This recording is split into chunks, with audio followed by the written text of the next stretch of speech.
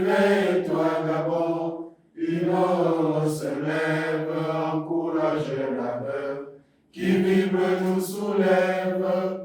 C'est enfin notre essor vers la félicité. C'est enfin notre essor vers la félicité. Notre plateforme que nous appelons Expression citoyenne. Expression citoyenne, comme le nom l'indique, c'est la pensée du peuple. Ce sont les opinions du peuple qui sont des opinions diverses et variées. Notre plateforme se veut être un relais de ce que le peuple profond pense par rapport au déroulé de la transition, mais mieux, par rapport à la marche de notre pays vers le progrès. Parce que la transition, elle va finir, elle est en train de finir. Mais le pays, comme on dit, le Gabon va rester, demeurer toujours digne d'envie. Donc, l'expression citoyenne ne peut pas s'arrêter qu'après la transition. Elle a pour vocation de toujours servir de relais aux opinions diverses et variées exprimées par la population. Donc, voilà un peu la philosophie ou la vocation de notre plateforme qui est vraiment la courroie de transmission qui fait le syncrétisme de ce que la population pense de la gouvernance de notre pays ou même des mots qui minent le pays. Ce n'est pas que la gouvernance. Nous avons deux combats périphériques. Pas que ce soit pas des combats importants. Nous avons le combat, par exemple, de l'insécurité qui n'est pas forcément lié à la gouvernance politique, mais qui est lié à la socialisation pacifique de notre habitat, de notre espace de vie, de notre environnement. Donc, nous dissertons sur les problématiques diverses que variées, qu'elles soient proprement des problématiques politiques au sens de la gouvernance, qu'elles soient des problématiques sociétales ou sociales, qu'elles soient environnementales ou culturelles. Toute problématique qui engage la vie de la nation, qui intéresse la nation, reçoit des expressions citoyennes, qu'elles soient diverses et variées. Et aujourd'hui, nous avons autour de la table, pour disserter de ces questions-là, pas forcément une opinion dans ce qu'un philosophe disait, Martin Heidegger. C'est-à-dire que nous ne recherchons pas à obtenir ou aller vers un dialogisme de convergence, c'est-à-dire imposer aux gens tout de suite à être d'accord avec ce que nous disons. Parce que la démocratie qui vient de démos, dualité, altérité, veut que les opinions se contredisent, se croisent, parce que il faut parvenir à un dépassement dialectique qui sera la somme de nos opinions multiples, diverses et variées. Le chapeau de mon propos va s'intituler « Une gouvernance entre rupture fécondatrice, pragmatisme, inclusivité pour le progrès du Gabon ». Comme disait le président tout à l'heure, Oligui Nguema, c'est une méthode que nous avons classée en points, par action, par la méthode d'action, on va dire comme ça. Oligui Nguema, c'est la rupture avec les anciennes pratiques politiciennes, la promotion de la lutte contre la corruption et le népotisme par le contrôle citoyen de l'action de l'État. Oligui Nguema, c'est la consolidation de la souveraineté économique par l'acquisition de certains fleurons stratégiques de notre industrie et de notre économie. Oligui Nguema, c'est la volonté de rendre l'État plus efficace et transparent.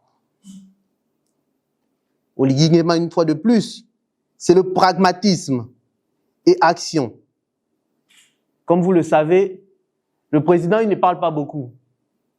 Il dit, il fait. Lorsque des gens viennent vers lui, ils se mettent à beaucoup causer, on a le doctorat, on a ceci, on a cela. Lui, il dit, oui, mais on fait quoi? Oligui Nguema, c'est la multiplication des visites de terrain et des décisions rapides, comme je disais avant. Oligui Nguema, c'est la gestion directe et suivi rigoureux de ses projets. Il a mis en pratique la mise en place des projets. Il fait son suivi. Qui a fait quoi? Qui fait quoi? Il faut rendre des comptes. Oligui Nguema, c'est la gouvernance inclusive et apaisée. Nul ne doit être mis de côté. Si on a un problème, on discute. Nous sommes en famille, le Gabon est un et indivisible. Oligui Nguema, c'est l'intégration de diverses sensibilités politiques dans la transition.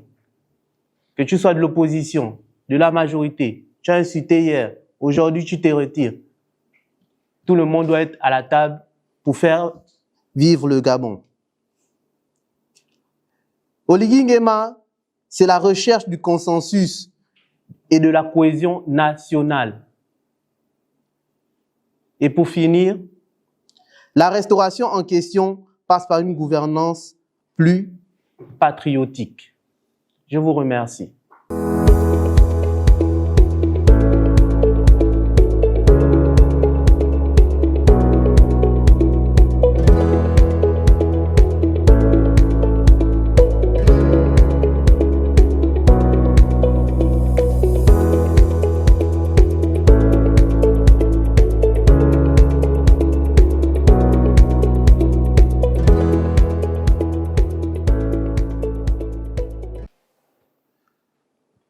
Ici, qui est axé sur la contribution citoyenne de la plateforme Expression citoyenne au projet de société du candidat de la restauration, projet intitulé « Ensemble, restaurons le Gabon ».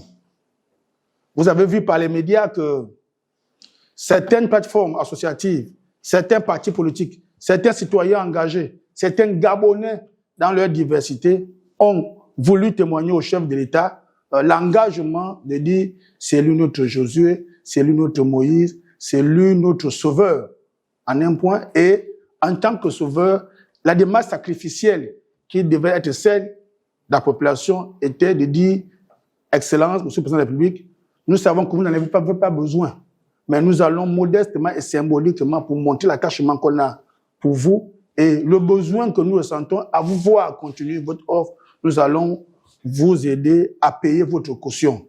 Et donc, il y a eu des collectes qui ont été faites par-ci et là pour que la population paye la caution de l'ordre de 30 millions du chef de l'État. En réalité, disons-nous, le chef de l'État n'a pas besoin de 30 millions parce que lui-même, en tant que personne responsable et dont la méthode vient d'être vantée, avant de se lancer à une telle aventure, il s'est préparé. Mais symboliquement, nous avons voulu faire cette contribution-là.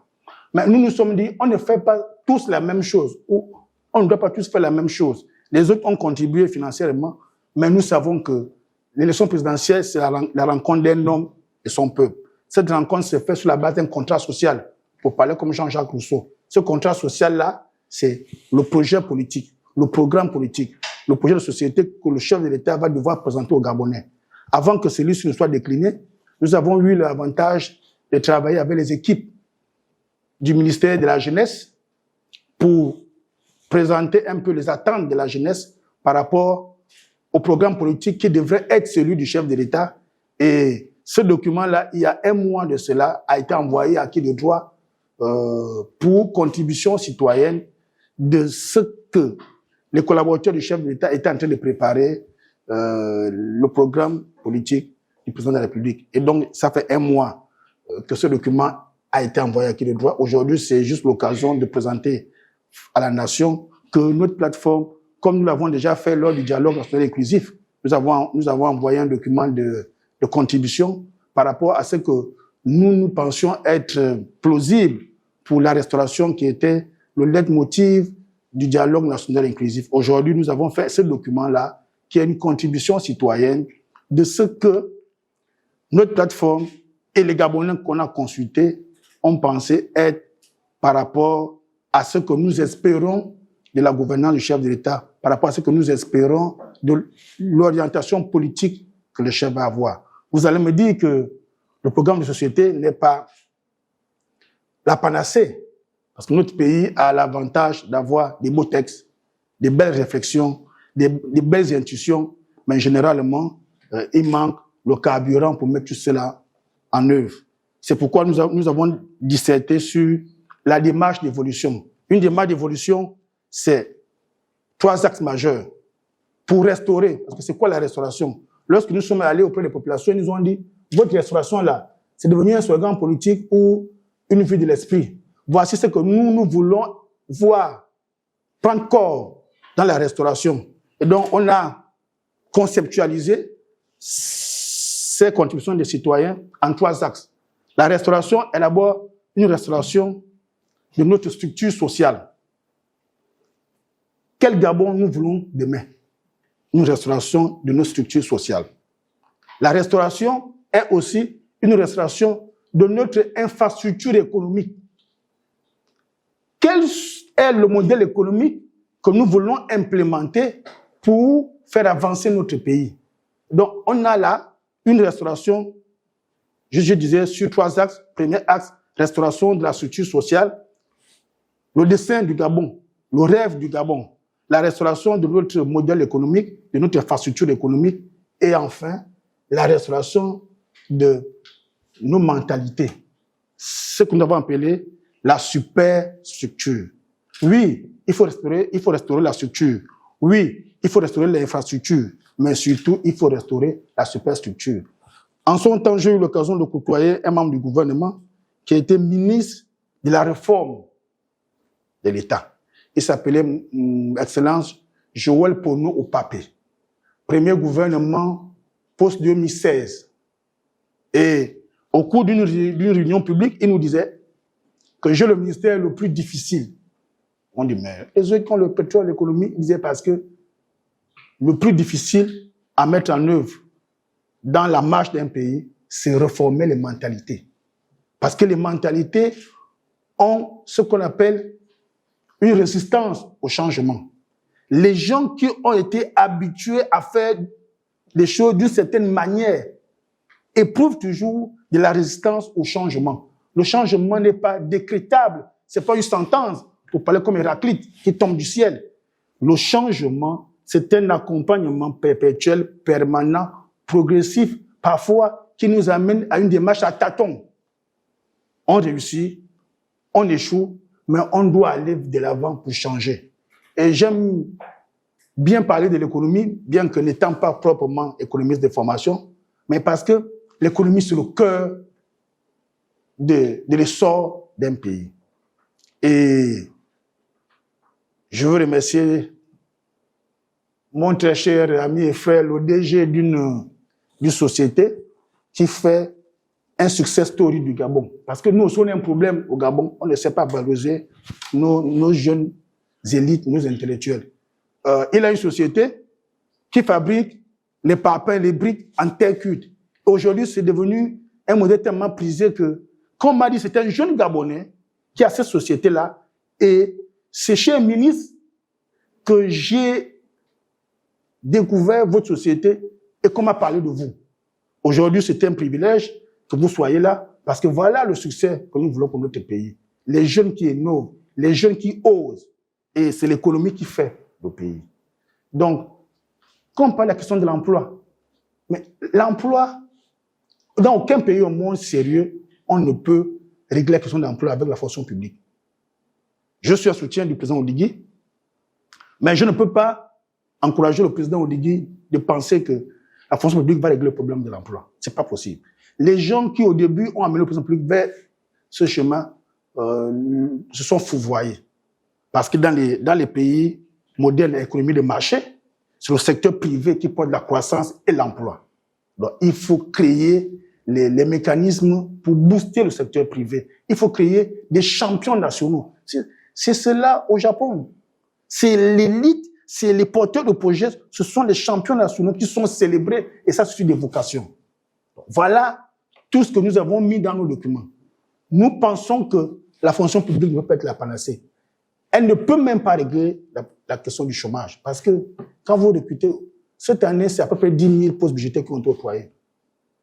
Mais c'est 100 000 Gabonais et plus qui ont déposé les dossiers. C'est très marginal. Encore que c'est ceux qui ont le courage d'aller déposer le dossier. Il y en a qui sont même résignés. Or, si on crée des mécanismes qui permettent de faire avancer le tissu économique, et cela se passe par les champions nationaux que vous êtes, les chefs d'entreprise. Dans la salle, j'en ai beaucoup. Monsieur Rodolphe Mba, un chef d'entreprise aguerri. Et c'est vous qui portez l'économie. Mais il faut que l'État vous accompagne. Et c'est ça que nous avons dit au président Oligui, que nous avons des jeunes talentueux. Ces jeunes talentueux ne demandent qu'à être accompagnés par l'État. Vous avez créé la BCE, la banque qui accompagne les porteurs de projets là, mais c'est trop bureaucratique. Il faut décentraliser. Les Gabonais n'aiment pas quand il y a trop de contraintes. Nous avons les microfinances. Créons un partenariat avec Finam, EDG et tout le reste en leur disant qu'il faut que vous accompagniez les jeunes Gabonais. Parce que quand vous faites l'activité de captation de la monnaie, vous faites des bénéfices. Et cet argent, souvent, les capitaux vont à l'étranger. Mais il faut accompagner les Gabonais. L'État doit se porter garant des prêts que les Gabonais vont aller consentir, mais il faut pouvoir accompagner les Gabonais. Parce que la seule banque là qui a été créée ne peut pas à elle seule juguler la problématique. Parce qu'il y a plusieurs types de porteurs de projets. Il y a quelqu'un qui me dit que moi j'ai envie de faire les cotises. Il a juste besoin de 50 000 francs pour acheter un carton de cotises, pour acheter le charbon, pour acheter... Il va pas aller faire les démarches administratives longues avec des avalises, avec des garanties qu'on demande à la banque. Or, à Finam, à EDG, il peut aller prendre 50 000 francs et rembourser ça au bout de 2 ou 3 mois. Mais il faut que l'État crée ces mécanismes-là qui favorisent l'entrepreneuriat national. Il faut que nous expérimentions aussi dans notre pays ce concept novateur qu'on appelle l'économie sociale et solidaire. C'est dans les autres pays, voici les mécanismes qui créent l'emploi et qui dynamisent l'économie. Parce que l'économie sociale et solidaire, dans notre pays, peut être animée par les entreprises dans le cadre de leur RSE. Parce que c'est la RSE qui peut amener les entreprises. Moi, dans une vie passée, j'ai été conseiller du ministre du pétrole. Et donc, j'ai vu comment la RSE des entreprises pétrolières, qui est énorme, est mal utilisée dans notre pays. Mal utilisée. Vous partez à Zanga, où Morel Improm exploite le pétrole. Les villageois vous disent, nous, on veut la fontaine publique. Les villageois vous disent, nous, on veut mettre la peinture à l'école. Le chef du groupement dit, moi, je veux une case pour recevoir les gens. Mais Morel se fronte les mains. Parce que, annuellement, ça ne coûte même pas 10 millions à l'entreprise. Mais Morel, quand ils font le bilan, parce que sinon, ce sont les succursales, et c'était coté en bourse. Quand ils font le bilan, par rapport à leur maison mère, ils disent, voici ce qu'on nous a demandé. Et nous avons une tolérance de 100%. Mais vous avez demandé quoi? Vous n'avez rien demandé. Parce que les populations ne sont pas éduquées à comprendre que les richesses qu'on exploite chez nous doivent d'abord nous profiter. Ezanga, à Lambaréné, le centre du Gabon. Mais Lambaréné, c'est où on pêche tout le poisson. On peut commencer déjà à mettre en place une transformation de premier ou deuxième niveau du poisson. Ne plus seulement pêcher la carpe et amener ça Libreville, on peut transformer, on peut saler le poisson, on peut faire beaucoup de choses avec cette transformation-là. Mais Morel Improm doit pouvoir investir dans cette transformation-là. Et ça va créer un modèle économique. Parce que celui qui a la fontaine publique, il va faire comme ça le pied. Mais dès qu'il a fait remplir le seau, s'il a faim, il fait quoi? Vous organisez un tournoi de football. Les jeunes, vous faites des petits coups de 500 000. Mais 9 mois, comment ils font pour vivre? Donc, nous avons dit au président de la République que nous voulons, dans le cadre de l'économie sociale et solidaire, mettre en place un modèle économique davantage comparatif. Nous avons des régions qui ont des spécificités bien particulières, explorons ces spécificités et valorisons-les en fonction de l'avantage de chaque région. Le centre du Gabon, c'est le domaine de la pêche. Comment on peut réfléchir pour implémenter une semi-industrie de la pêche dans le centre du Gabon? C'est frigable qu'on avait, parce que j'ai été aussi, dans une autre vie, conseiller du ministre de la Pêche. Donc, c'est les problématiques auxquelles j'ai quand même eu un peu vent. Mais c'est frigable, aujourd'hui, c'est fermé. Le Gabon est le premier producteur de thon en Afrique, le Gabon. Tout le thon qu'on mange au Gabon, que c'est pêché. C'est un partenariat qu'on a avec l'Union européenne. C'est l'Union européenne qui vient pêcher le thon ici, et ils vendent ça là-bas, et nous, on rachète ça plus cher. Parce qu'on a fait une concession à l'Union européenne via une entreprise qui appartient à l'île Maurice. C'est eux qui ont sponsorisé ces frigables. Donc, on pêche le thon, ils nous versent des dividendes, allez, ils pompent nos thons. Voici une ressource halieutique première que le Gabon peut exploiter. Au Maroc, le secteur de la pêche, c'est près de 24% du taux de création d'emplois. Près de 15 à 18% de contribution au PIB. Chez nous, c'est 2 à 3%. On est même à 1% et demi de contribution au PIB avec tout ce qu'on a. Alors que c'est ici que le Maroc pêche. Parce qu'ils ont mis en place la transformation, la semi-transformation. Donc, on a des niches, nous avons du président public. Là, on n'a pas besoin d'utiliser l'argent de l'État. C'est un mécanisme économique. On dit aux entreprises, dans le cadre de votre RSE, voici ce que vous devez faire pour accompagner les jeunes Gabonais. Le Nord, c'est l'agriculture. Dans la zone du Grand Sud. Mais c'est le tourisme. C'est le tourisme. Parce que là-bas, on a une vue imparable de la beauté du Gabon dans la zone du Grand Sud. Mais comment on valorise ce tourisme-là? Vous allez me dire que le type là, il est passé partout. Oui, dans une autre vie, j'étais sur le conseil de ministre du tourisme. J'ai un peu quand même voyagé dans les ministères. Mais le tourisme au Gabon, c'est à peine 2% de contribution au PIB. Nous sommes allés en Côte d'Ivoire. Ils ont un projet qu'on appelle Sublime Côte d'Ivoire. Leur destination touristique. Au Gabon, on a un peu de destination touristique. Il n'y a pas. On a voulu dire destination Gabon, mais ce n'est pas labellisé. Vous tapez sur Internet Sublime Côte d'Ivoire, vous allez voir comment Côte d'Ivoire se dévoile dans sa splendeur au monde entier. Et ça capte les énergies, ça capte les niches d'opportunités. Nous y avons été, mais nous avons été émerveillés. Nous, on est là, on se contente. Même si on a des routes qui ne sont pas bonnes. Aujourd'hui, pendant la Covid, quelque chose s'est développé, c'est le tourisme numérique. On filme, on numérise ça, et les gens visitent nos Gabon numériquement. C'est payant, on paye. Ça génère les dividendes. Amazing Gabon a commencé ce projet-là en photographiant les sites emblématiques de notre potentiel touristique. Mais ces photographies-là, quand vous partez même sur le net, on vous demande de payer pour avoir accès. Mais ailleurs, c'est beaucoup d'argent que ça génère. Si on a des problèmes de route, qu'on n'a dit pas faire, oui, les routes ne vont pas se construire en moins de 10 ans. Mais au moins, commençons à faire le tourisme numérique pour susciter les gens à venir découvrir en attendant que nous construisons nos voies de communication. On a comme ça beaucoup de choses sur le plan économique que nous avons consigné dans ce document pour nous, président public. Nous pouvons. La restauration, c'est ça. Donner la dignité aux Gabonais, une dignité économique. C'est bien d'avoir acheté Assala et tout le reste. Mais Assala, racheter Assala, ça concerne les diplômés, les ingénieurs. Parce que moi, philosophe, est-ce que je vais travailler à Assala? Je n'ai pas la compétence pour travailler à Assala. Je suis pas ingénieur en pétrochimie, ingénieur en X. Donc ça contient l'élite gabonaise qui peut aller travailler à Assala. L'avantage, c'est qu'Assala va nous verser des dividendes. Mais ces dividendes-là, c'est les élites qui gèrent ça. Mais le Gabonais qui a pas gentil, qui voit les pipes d'Assala passer devant sa maison et le pétrole passe là, il ne tire aucun bénéfice. Assala peut l'aider qu'à travers la RSE, à travers le modèle d'avantage comparatif et l'économie sociale et solidaire. Donc voilà autant d'idées que nous avons consignées dans nos documents pour dire au président public que oui, nous pouvons. La souveraineté économique, c'est bien.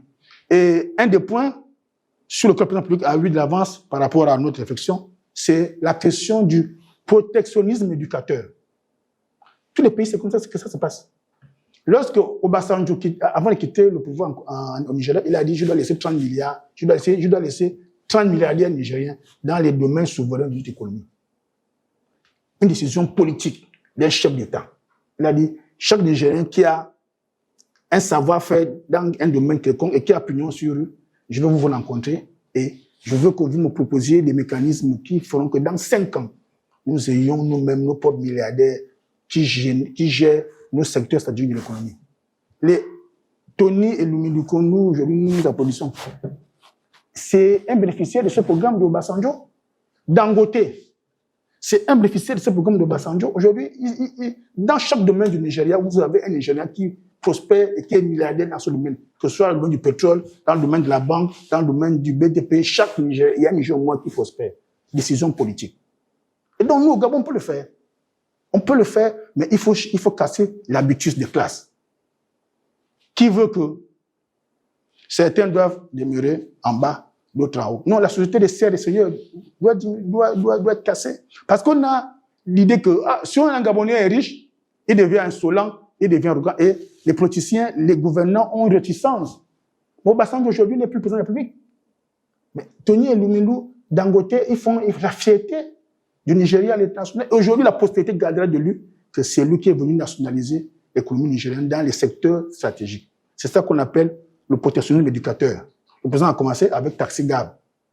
C'est pourquoi, dans notre document, nous avons pris l'image de Taxi Gab avec le prêtre qui bénit pour dire ça doit aller de l'avant.